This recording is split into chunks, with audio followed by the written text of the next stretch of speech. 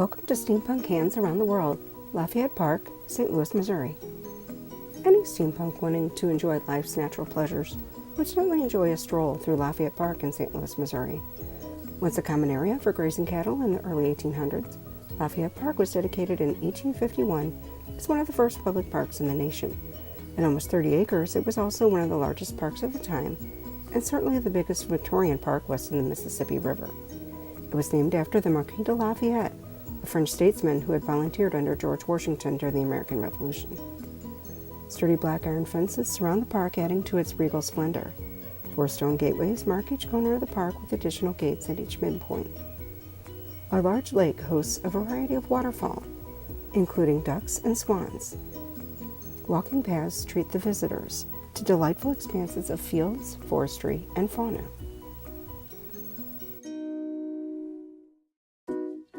The St. Louis Perfectos play vintage baseball on one of these lovely fields. They follow the rules of America's Greatest Pastime from 1860.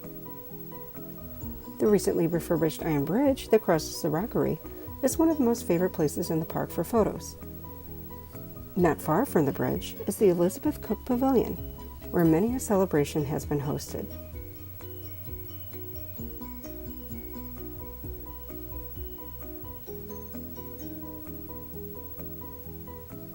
And just east of the scenic area is the Park House, which was once the police station for the Lafayette Square area. It is also the sign-in area for the house tours.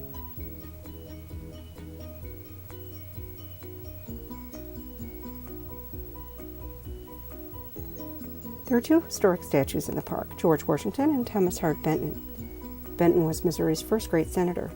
His tribute was created by sculptor Harriet Hosmer, who rose to fame and prominence in the late 1800s art world despite being female.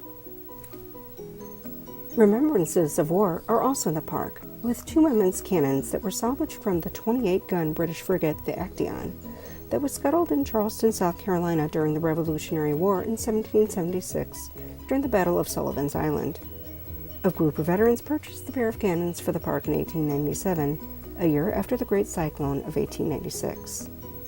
The Great Cyclone decimated the park and many of the colorful homes known as the Painted Ladies that surrounded it. After 5 p.m. on May 27, 1896, this massive tornado leveled almost every tree in the park, along with the bandstand, pavilion, and the boathouse. 255 people in the greater St. Louis area were killed and hundreds injured. By the turn of the century, the neighborhood fell into disrepair and was actually given a slum number for city tracking purposes. But the park and the city rose from the despair of the storm and poverty. Today, Lafayette Park continues to host family and public events, including the ever-popular twice-annual house tours. The spring tour includes exterior gardens, and the winter holiday tour features some of the gorgeous decorated parlors of the meticulously rehabbed homes.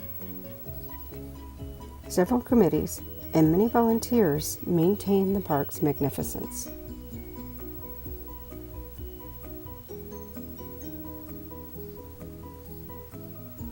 It is a perfect place for a steampunk day or evening in the park.